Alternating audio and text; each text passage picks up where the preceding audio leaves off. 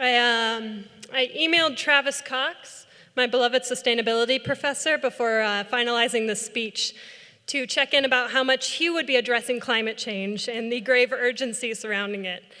And after reading a draft of his speech, I felt he had it pretty well covered and decided to take mine in a different direction. You see, I'm a huge fan of whole systems thinking. And in this realm of environmental analysis, we have these things called leverage points. They are, as Donella Meadows writes, places within a complex system where a small shift in one thing can produce big changes in everything. And since Naropa's specialty is helping students transform themselves and then the world, I've decided to tell you a story today about 3 leverage points in my contemplative education that have been sustainable points of power for me to almost effortlessly change the way that I think, act, and go about the world. Let's begin with leverage point 1.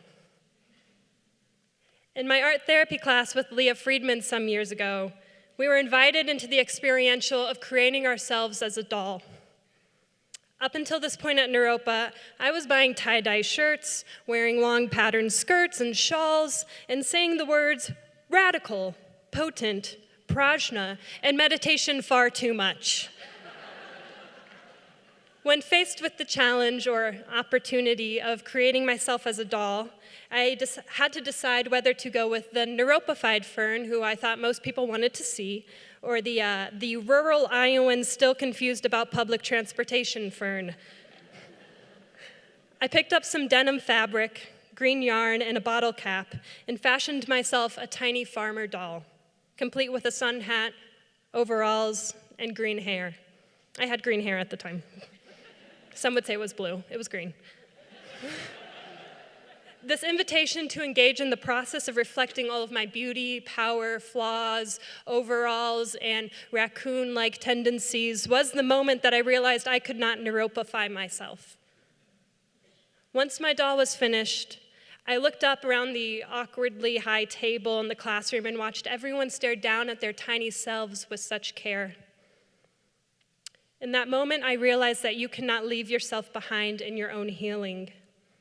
You must show up to the gates of your life with the willingness of a child to play, to create, and to love with absolute authenticity, however that means for you. If we all show up in our own authentically contemplative way, we will be so much stronger and more resilient for it.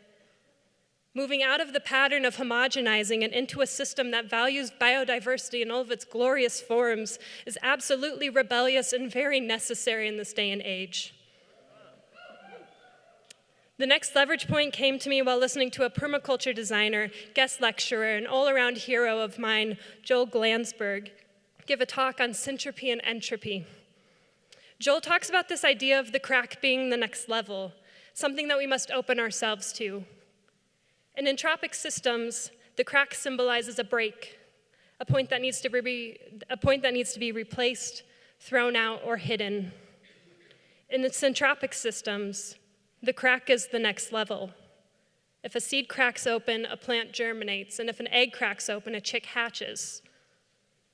I see Naropa as having a lot of cracks, which is to say a lot of opportunities for growth. Naropa plays a role in the larger society as a whole, and therefore it is not exempt from the problems we're seeing as systemically present nationwide, like cultural appropriation, rampant capitalism, systemic and institutional racism, and misogyny violently bypassed and coded in spiritual language.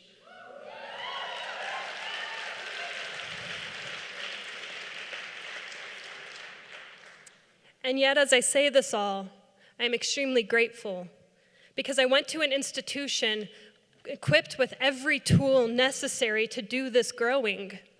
Restorative justice, diverse hiring committees, decolonial voices, and engaged students are the way through the crack for Naropa. There is potential in even the most broken of situations. Can you imagine how dark it is for the dandelion root underneath the sidewalk until finally a tree root cracks open the cement and the light pours through? We need you to be both the tree root and the dandelion. We as a planet and as a natural system are cracking. Naropa has taught us to grow where we can, so, my dandelion friends, go find the light and move into it and bloom. Ignore the people who call you a weed.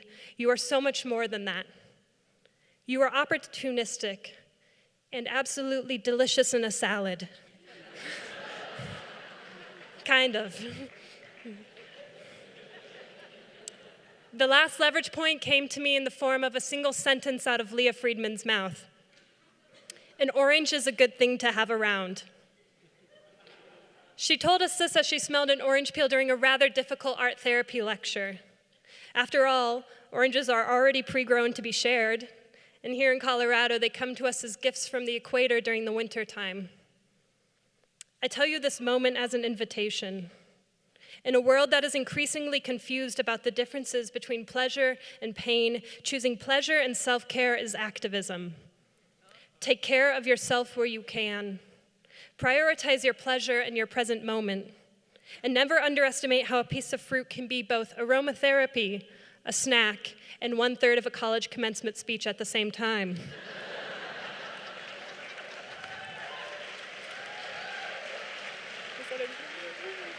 Okay. We all have our own leverage points. And as you go forth and leave this tiny campus, which is steeped in ritual and contemplative education and absolute magic, please remember to be open to these synchronistic moments that can change absolutely everything all at once. I am in awe of having you all watched, or having you all have watched. I'm going to restart that sentence. I am in awe of having watched you all grow and mess up and apologize and love with such brazen assurance. I have always said that the people make the place. You, fellow graduates, have made the place and my student debt absolutely worth it. Thank you, congratulations, and keep blooming.